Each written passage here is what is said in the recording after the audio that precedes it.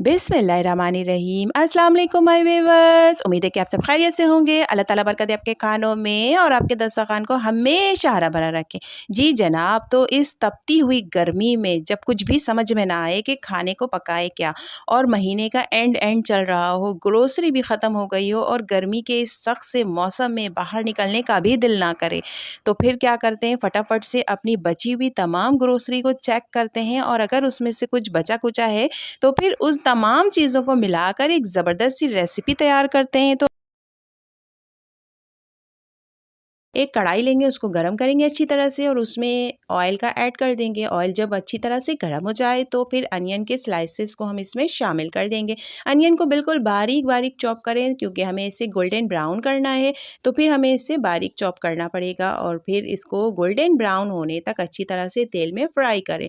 Continuously spoon चलाते जाएंगे ताकि ये तमाम अनियन हर जगह से गोल्डन ब्राउन हो जाए, क्योंकि हमें आधे अनियन को सेपरेट करना होगा ऊपर से स्प्रिंकल करने के लिए। तो आधे अनियन को मैंने निकाल लिया है प्लेट में।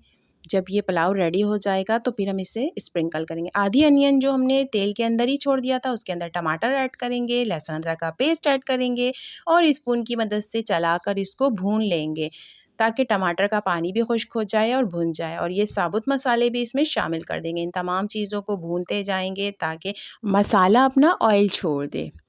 ये भूनेंगे तकरीबन 2 से 3 मिनट के अंदर और फिर इसमें आधा कप पानी का शामिल करेंगे ताकि जो टमाटर के मोटे-मोटे से चंक्स रह गए हैं वो भी बारीक हो जाएँ।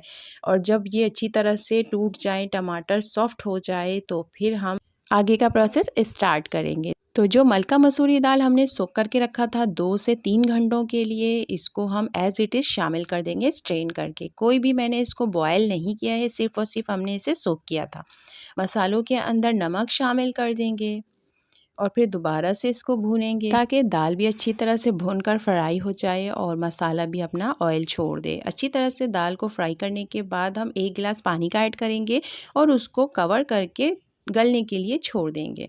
उस वक्त तक कवर करेंगे कि ये दाल अच्छी तरह से गल जाए। तकरीबन 15 से 20 मिनट के लिए हम इसे कवर करके छोड़ देंगे।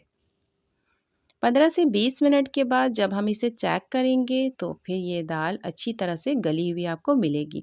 मैं आपको ये चेक करके भी दिखाती हूँ। ये देखिए, ऑयल भी ऊपर आ चुका है और दाल भी अच्छी तरह से गल गई है। आपको मैं ये तोड़ कर भी दिखा रही हूँ।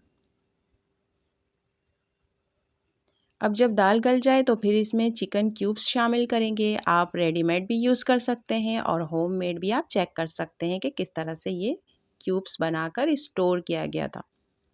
ये क्यूब्स बिल्कुल ताज़े ही हैं और मैंने काफ़ी लंबे अरसे के बाद इसको यूज़ किया है, लेकिन ये क्यूब्स बिल्कुल भी ख़राब नहीं हुए। अब इनमें चावलों को शामिल कर देंगे जो कि हमने सोक करके रखा था, उसको स्ट्रेन कर लिया और फिर चावल शामिल करके भून लेंगे और फिर इसमें अब हम पानी की क्वांटिटी को ध्यान से रखते हुए ऐड करेंगे। जब भी कभी हम पुलाव बनाते हैं तो उसमें पानी की मेजरमेंट बहुत ज़्यादा मैटर करता है। आपको अगर एक बार इसकी मेजरमेंट समझ में आ जाए तो आपके राइस कभी भी ख़राब नहीं होंगे। जितने राइस आपने लिए हैं उसका डबल हम पानी का इस्तेमाल करते हैं। मैंने यहाँ पर 2 गिलास चावल का लिया था तो पानी मैंने 4 गिलास ऐड किया है। अब जब पानी ऐड करने के बाद अच्छी तरह से इसको ड्राई कर लेंगे। हल्का-हल्का सा पानी रह जाएगा तो दम पर रख देंगे राइस को। 10 मिनट के लिए दम पर रखेंगे तो जो हल्का सा पानी बचा था वो पानी अच्छी तरह से ड्राई हो जाएगा और चावल भी दम पर अच्छी तरह से गल जाएंगे। ज़बरदस्त से चावल ये गल चुके हैं और इसका कलर भी बहुत ही बेहतरीन है। मसूर की दाल के साथ ये राइस जो मैंने रेडी किए हैं, ये खाने में भी बहुत टेस्टी है क्योंकि इसमें क्यूब्स भी ऐड किया था। अगर आपके पास क्यूब्स नहीं है तो आप स्किप कर सकते हैं, लेकिन अगर क्यूब्स ऐड करेंगे तो टेस्ट और भी ज़्यादा बेहतरीन हो जाएगा। और फिर इसको गार्निश कर देंगे ब्राउन अनियन से और हरा धनिया से। ये एक ऐसी डिश है जो गर्मी के मौसम में आप बनाने में भी आपके लिए इजी है और खाने में भी आपको टेस्टफुल मिलेगा। अगर अभी तक आपने मेरे चैनल को सब्सक्राइब नहीं किया तो मेरे चैनल को सब्सक्राइब कर दें, बेल आइकन को हिट कर दें, वीडियो को लाइक कर दें, शेयर कर दें। Thank you.